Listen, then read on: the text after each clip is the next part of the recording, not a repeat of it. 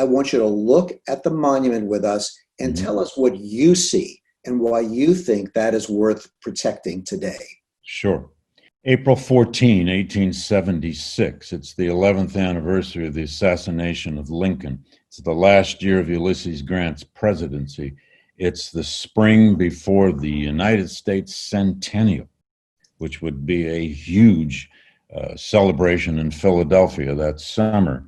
The Reconstruction policies are falling to pieces across the South. There are only 3 states left unredeemed, as the saying went, which meant only 3 states that hadn't been taken back by the Southern Democratic white supremacist party.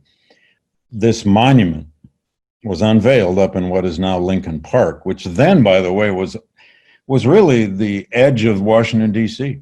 It was the edge of town. It was an area being developed. That monument was many, many years in the making. There had been all kinds of other designs for it, much larger designs. But this one finally was arrived upon through a commission led by people from Missouri. But the money, $20,000 to build this particular monument, was raised almost exclusively among Black people, most of them former slaves, who gave $1, $5, and so on. The first $5 was given by an African American woman who was a former slave, a woman named Charlotte Scott. This whole event was organized largely by Black folk. It was a Black Washington event. There was a huge parade held all over the city, uh, beginning way over on K Street and then circling up around the White House compound and then up Pennsylvania Avenue and around the Capitol. And that parade had every kind of cornet band and drum and bugle corps and fraternal order, always in great costumes. This was a real Washington, D.C. African-American parade. The back of the parade, they had carriages for all sorts of dignitaries, including John Mercer Langston, who was the master of ceremonies, a freeborn Black American from Virginia, who was at that point the dean of the Howard University Law School. He would later be a congressman. And Frederick Douglass, who was to be the order of the day at this unveiling of this monument. And it's very important to note that this day was declared a federal holiday in Washington. Everything closed. President Grant was there, members of his cabinet, justices of the Supreme Court, members of the House and the Senate. The entire government is arrayed right there in the front rows. Thousands of people attended this. It was a festival. And this giant monument, of course, had been draped. And the ceremony was remarkable. An African-American bishop of the AME Church gave the invocation. A young woman, a young Washingtonian Black woman named Cordelia Ray read an original poem. Langston took over as master of ceremonies. He introduced a couple of people who'd helped lead the commission. Then he introduced Ulysses Grant, the president, who did not speak. He just went up to the stage and pulled the ropes to unveil the statue. Douglass wasn't even really introduced. He never needed an introduction at this point. He's in his 50s. He's known widely as the principal spokesman of Black America. He literally lived in that neighborhood over on E Street. He only lived about 6 blocks from there at that point. And the statue, there it was, all of a sudden, the standing Lincoln, the kneeling slave. And Douglass gave what I like to call the second greatest speech of his life, second only because of the 4th of July speech that he delivered back in 1852, is in some ways his rhetorical masterpiece.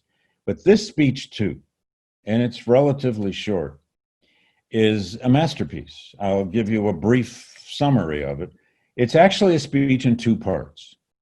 The first part, and by the way, Douglass could have got up and just done, a ceremonial little address. Lincoln was a great man. Aren't we all fortunate Black people got freed? What a glorious spring day, and call it a day. He didn't do that at all. He gave a dead honest speech. In the opening part of the speech, he declared Abraham Lincoln the white man's president. He said Abraham Lincoln was not our man, not our president. In his prejudices, in his assumptions, he was a white man. He was not ours at first, said Douglass. And he's got the whole government sitting right in front of him when he does this. And then he goes on into a peroration that is the most unforgettable part of the speech, where he says, "My fellow white citizens, you are Abraham Lincoln's children. I and my people are only his stepchildren. Stepchildren by necessity, stepchildren by circumstances." Now, you can't miss that. Children and stepchildren of the national second founder of the nation. And people who could hear the speech, must have wondered, oh my God, where's this going? But then comes a shift in the middle of the speech. This is classic Douglass. He would hammer you, and then he would lift you back up. But in the middle of the speech, Douglass changes his tone, and he says, but we must realize that the way Black people became free was and could only be by the caution and by the methods that Abraham Lincoln chose. And he uses a refrain 3 times. Under his rule and in due time, he says, under his rule and in due time. And then he says, Lincoln tarried long in the mountain. Again, metaphors fly all over the place here, although he rarely mixes them. Though Lincoln tarried long in the mountain and we waited too long, this is how we became free, through war, through the presidential decree of the proclamation, and by our own volition. And it is the only way that it could have happened. So in a sense, he says honestly, we attacked Abraham Lincoln. We did not know if he was our man and our friend. But in the second part of that speech, he says, the man and the hour finally did come together. Well, that's Douglass's way of remembering a Lincoln who grew into emancipation, who grew toward the proclamation. And historically now, all the best scholarship on Lincoln has demonstrated this. But it was a learning curve for Douglass himself back during the war. And by the time the speech is over, it's become a story of how terrible and what suffering people had to go through to even get to the point of being liberated in this war. But how when that came, by the necessity of war, and by choices and decisions that Lincoln and his administration did make, including that general sitting in front of him called Ulysses Grant. He says, this is how America finally found its moment of truth. It's an amazing speech, from the stepchild metaphor to the actual acknowledgement of Lincoln's methods. It's a courageous speech, a brave speech. And I looked in vain, by the way, over the years to find Grant's reaction. I wanted to know, what did Grant say about this? I was hoping he went back to the White House and wrote something down about it, but there's nothing. Maybe Grant went back and just took a nap and had a cigar. I don't know. He didn't have any. There's no evidence of his own reaction to this speech. And let me ask you that phrase, under his rule and in due time, is probably only a phrase I would imagine, and even an insight you can have with hindsight.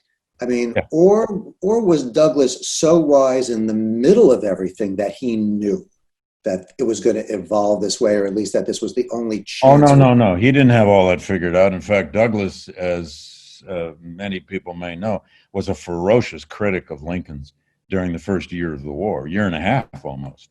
Until the preliminary Emancipation Proclamation, his tune changed then, but not completely. It was after the final proclamation, January 1863, that Douglass began to really change his tune about Lincoln.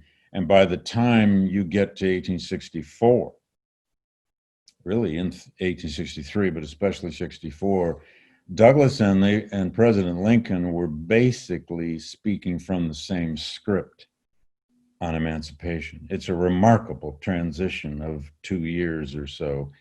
And of course, what Douglass did, the genius of this speech, though, is two other things. One, Douglass appropriates the memory of Lincoln. And there's no more powerful memory in American culture at that point than Abraham Lincoln. He appropriates Lincoln to the cause of Black civil rights. And he quickly transitions at the end of this speech with Grant, the cabinet, and the Congress sitting right in front of him. He turns the speech into an appeal to save Reconstruction, which meant to save Black political and civil rights in the South, which are being, destroyed in terror and violence and corruption. So by the end of that speech, it's really a speech appealing to save Reconstruction. He makes it a speech about that political moment by appropriating Lincoln's memory to the cause. And everybody does that with Lincoln, right? You get Lincoln on your side. Today's Republicans still do it, even though they haven't been the party of Lincoln in at least 80 years, maybe 100 years. So that speech has to be read carefully by anyone it doesn't mean they will, but anyone contemplating taking that statue down should first, and this is what I just said in an op-ed in the Washington Post, for what it's worth today. Before you rip that thing down because of our reactions to the kneeling slave, and that is in some ways a racist image. It is. The imagery is, the standing patriarchal Lincoln giving freedom, which, by the way, is an old symbol of abolitionism. It goes back to the British anti-slavery movement of the 1790s, the kneeling slave. Am I not a man and a brother? Am I not a woman and a sister? And so forth. So it's not surprising that that's what kind of aesthetic one would get out of a monument effort in the 19th century. It's not surprising at all. Now, but to our taste today, that kneeling slave is really offensive to many people. And it has been for years and years and years. It's always been, in fact, it was controversial the moment it was unveiled, for a lot of people. And there are a lot of African Americans who hate that image. They don't like to walk by it. I understand that. But before you tear down this monument, though, you got to remember that Black people raised the money for this. Black people held the whole ceremony. They organized the ceremony. They held the parade. And Douglass gave this magnificent speech at its unveiling in a moment where they were trying to save Reconstruction. If we tear this monument down and just stick it in a museum in a corner, and it's got to be a big corner, and put up some plaques around it, who's gonna ever know this? Who's gonna know this story? I would much prefer, and it's not up to me, and I said this in the op-ed, let's think more creatively. Let's commission some really interesting modern artists today. Let their imaginations fly. Let's create an emancipation monument right next to it that may be some kind of tribute to the generations of African Americans who survived slavery and then survived Jim Crow and gave us the civil rights movement that remade the United States. And maybe let's have a statue of Douglass there that commemorates this magnificent speech. How many monuments are there anywhere in the world to a single speech? And that speech deserves it. Think of the learning that could go on around that monument now. With, if you take a couple of years to commission these new memorials and you add to it all the controversy and all the furor of the protests that are going on now over police violence and systematic racism, what a creation could come out of the process by which we are trying to rid our landscape of Confederate monuments. But what else could we replace that with but some kind of memorialization of emancipation. You know, the great result of the Civil War was not Confederate memory, it was emancipation. So this isn't just contextualizing an existing monument. It's saying that monument has its own history that we ought to know. And let's build around it.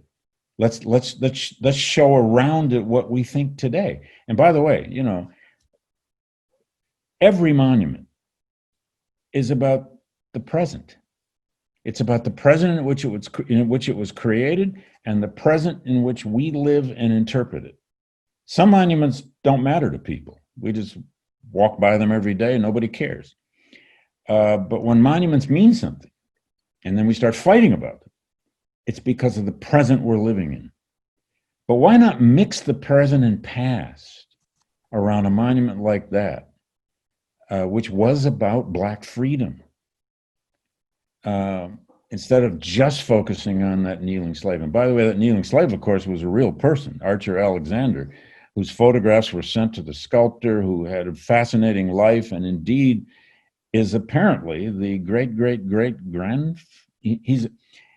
anyway, Muhammad Ali was one of his descendants. I mean, a lot has been made about that. One's got to be careful about all these ancestry claims. But Archer Alexander was a real person, the model for that monument. We know a fair amount about him. Let's not just throw him away. Who was he? You know, let's contextualize him. And by the way, you know, there's always been this debate, if you go look closely at that statue, is Lincoln really freeing Archer Alexander? Or is Archer Alexander breaking his own chains? You know, the sculptor, Thomas Ball, claimed he was giving agency to the kneeling slave. The kneeling slave is rising, he said, and breaking his own chains. Well, you know, he's still kneeling. And Lincoln looks like God above him. That's the problem. But, you know, we can't have our memory pure, and we can't have our history pure. If we eliminate everything on the landscape that we don't like, and maybe feel like we've purified it, okay, but then what do you do next?